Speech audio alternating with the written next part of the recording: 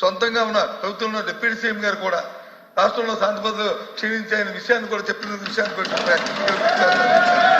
ఈ నేపథ్యంలో ఈ ప్రశ్నకు సరైన సమాధానాన్ని ప్రభుత్వం రాకుండా దాన్ని రాజకీయం చేయాలనే ఉద్దేశంతో అమ్మ కూర్చోమ్మ రాజకీయం చేయాలనే ఉద్దేశంతో వారు ఇచ్చిన సమాధానానికి నిరసనగా మేము వచ్చి ఈ ప్రశ్నకి వాకౌట్ చేస్తాం